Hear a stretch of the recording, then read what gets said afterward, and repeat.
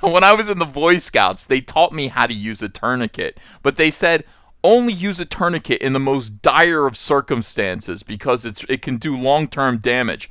Well, get DC Comics a tourniquet, please, because the bleeding just does not seem to want to stop. Welcome to Comic Artist Pro Secrets. You're listening to the dulcet tones of 28-year veteran of the comic book industry, Ethan Van Sciver. It's my pleasure to be with you guys. 20 of those years were spent at DC Comics working alongside bright creative luminaries, talent like Jay Fabok. And Jay Fabok doesn't seem to want to work at DC Comics anymore, according to this new article in Bleeding Cool. And it's no wonder, Jay Fabok is somebody who came up from the Dave Finch School of Art and Design. I think he was actually Dave Finch's understudy at one point. Dave Finch taught him everything that he knew, and then Jay Fabok went on, did some fill-in Batman stories for Dave Finch, and became on his own. He blossomed into this incredibly smart, detail-oriented artist, great storyteller from the school of course, Dave Finch, George Perez, Phil Jimenez, that whole line of artists. He's a student of them, but I think he's improved on all of them. And he has proven just recently, in this downtime, in this current economy, during COVID, that he has sales power. People want to buy Jay Fabok comic books.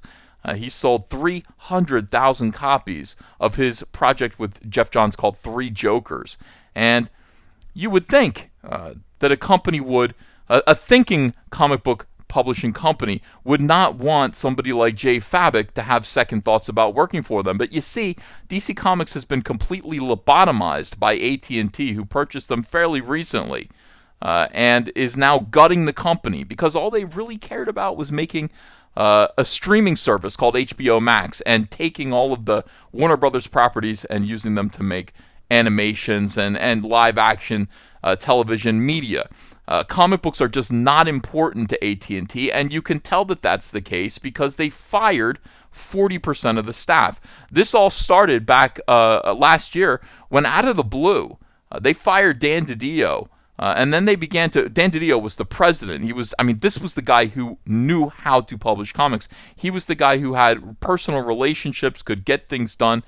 He knew Jason. He knew me. He knew everybody. And, Dan was on it. He was probably the best executive that I have ever worked for or with. And, losing him was devastating to the company. A lot of people celebrated it because it's fun to watch the boss get fired. But it was the end. And then AT&T went through with a hatchet and fired every highly paid executive.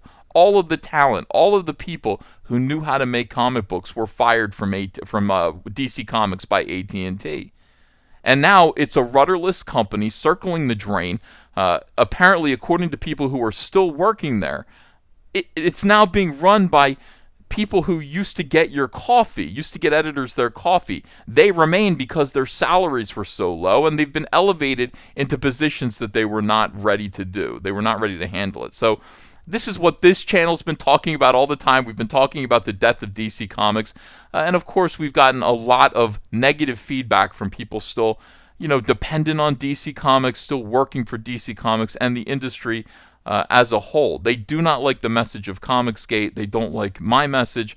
But that's just because difficult things that mean hardship is coming, are hard to hear. And they are hard to accept. Jay Fabok, great guy.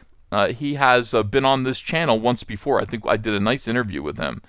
Terrific artist, terrific guy, and also a guy who has a good sense of his own self-worth, and he understands the situation. So this is an article from Bleeding Cool today. Jason Fabok has been showing off his new work on Instagram, and it's not what you'd expect. Bleeding Cool scooped the news back in November. Now, this is funny. When I heard this, I went, yeah, right. Jeff Johns and Jason Fabok were working on a sequel to their uber-successful Batman 3 Jokers series, but you may have to wait. No, you would have to wait even if this were going to happen. I predict this is not going to happen for many reasons. Jeff Johns is super slow, incredibly slow when it comes to finishing a script. It's not something that people like to say about him. It's not anything anyone should condemn him for because his stories are so good. But he'll give you 10 pages of script, and then he'll disappear for a little while, and he'll get back to you when he gets back to you.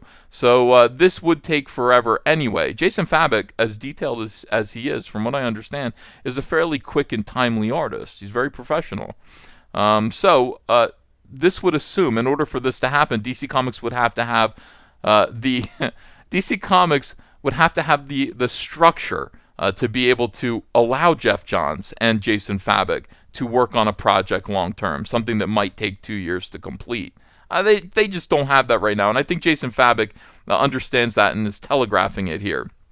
Here's what he says. This is Jason Fabok. He says, "You may not see this for a while, but it's my future." Oh, I love this. Jay must watch this show, and it's going to be incredible. 3 Jokers has freed me from the grind. I guess he made a lot of money, and now I can focus on quality and draw what I want.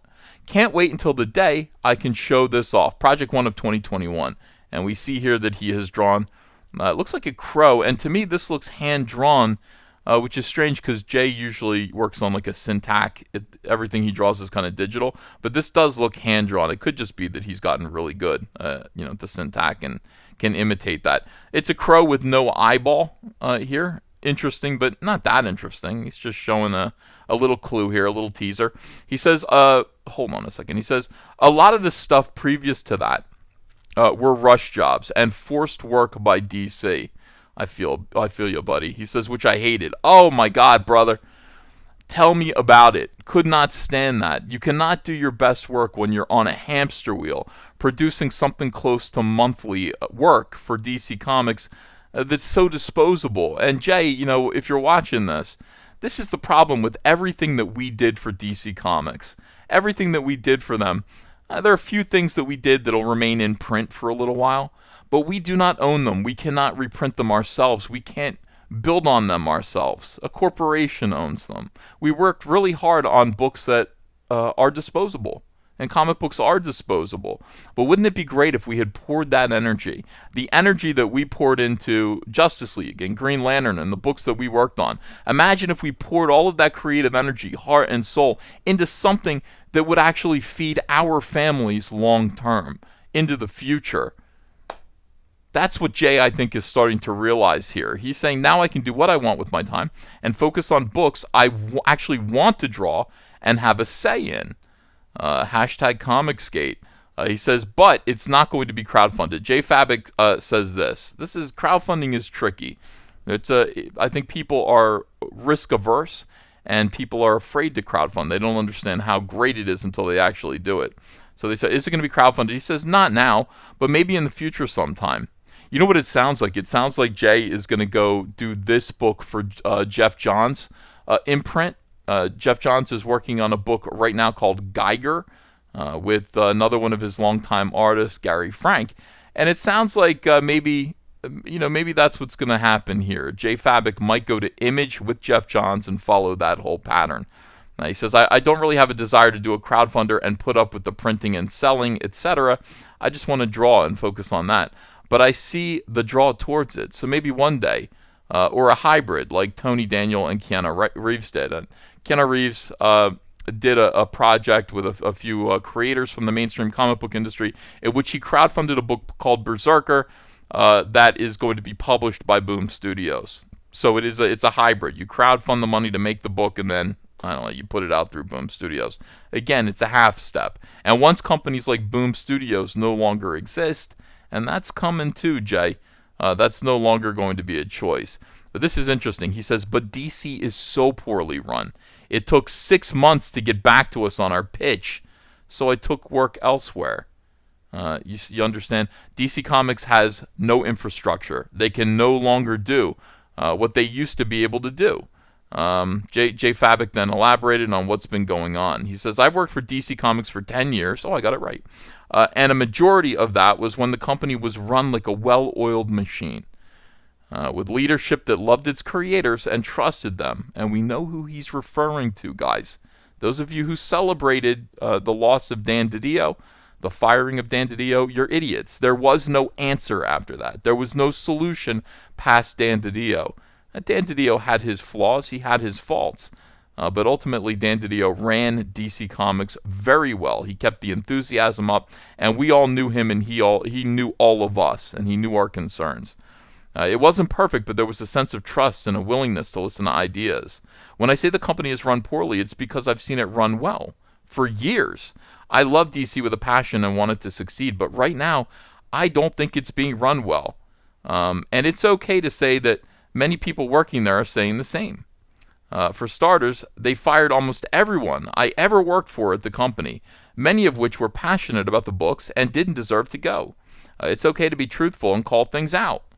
Jay's just coming out swinging at him over there and just telling all of the truth. These are things, of course, that I have been saying for years on this channel now. This was, this was coming. And we have now Jay Fabok, one of the biggest artists at DC, confirming everything that this channel has been saying.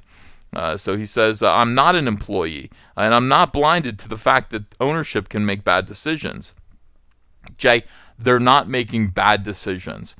They're just making good decisions towards their end goal. Okay, so people think Daniel Cherry is there to fix DC Comics, make it more stable, stabilize it, lead it into a new generation. He isn't. He's there to minimalize it. He's there to close it down slowly. He's there to make it smaller, to make it more profitable, making fewer comics that seem to be more in line with what is selling right now. That's what he's there to do. So those choices, the choices to fire all of the people who had high salaries at DC Comics, who knew what they were doing and had been there for decades, that might seem like a poor choice to you and me, but this company, this corporation, AT&T, doesn't have the same concerns that you and I have. They care only about HBO Max. So it is sad. All right, it's okay to be truthful, to call things out. He says, I had to make a choice and work with someone who wanted my services, and that's okay. When the time comes, I'll go back and produce more for DC and give them my all. Jeff and I have many, many stories already brewing, but things are going to change big time in comics. You better believe it, bucko. And you got to make moves for your future. So Jay's keeping one foot on the lily pad here, as it were, a frog metaphor. I permit myself to make those. But what he is saying is the future. He's making choices for his future because he realizes the drastic changes that are coming to comics. And it will no longer be the way that it was. And it'll never be like that again. Never. So people do need to make good choices. Right now, he still seems a little bit timid about going full force into crowdfunding. He still wants to work with publishers who will do all of that work for him and thus take a huge... Jay, listen to me if you're listening to this video right now. They're taking a huge percentage of your profits. You have no idea the money that you're leaving on the table by not, hiring somebody to just create a file of your work and send it to the printer and then ship. It might take a month to ship some books. Your life would change overnight. Everybody would want your, crowdfunded books. So he says, this is Rich Johnson, books that had previously planned from DC Comics are now being published by Image. Might Jay Fabok be joining him? Yes. Yeah, that is my guess. That is my guess, that Jay Fabok is going to be joining Jeff Johns over at Image. Tragic. And here are the comments. I mean, look at these thunderstruck individuals here. People are... Look, I've worked for DC for 10 years, and the majority of it was when the company was run like a well-oiled machine with leadership that loved its creators and trusted them. Is he talking about Dan DiDio's run? Yes! Yes! Thank you, everyone. Thank you for watching this video. Please like, comment. Always leave me a comment. I'd love to read all of your comments. Subscribe to this channel and ring the bell for notifications. Thank you. Let me just take a minute. Thank you so much for all of your support, all of you guys who are helping this channel grow again. We were stuck in a rut for an entire year where the channel subscribers did not move. We were stuck at 132,000. Yesterday, we hit 142,000. And that's because you guys are watching and interacting with the videos, and I'm endlessly grateful to you. I owe you a slice of pie. Thank you so much. I'll see you again soon with another video. New from All Caps Comics, Rainbow, the Brute, the last real man in fairyland. A tale of prismatic pain, a spectrum of brutality, and a pretty good dad. Choke slam a unicorn by backing it today, only on Indiegogo. New from All Caps Comics, Snowman, A Cold Day in Hell. The victim of a genocidal massacre has somehow returned from the dead and is carving a path of death across the heart of America.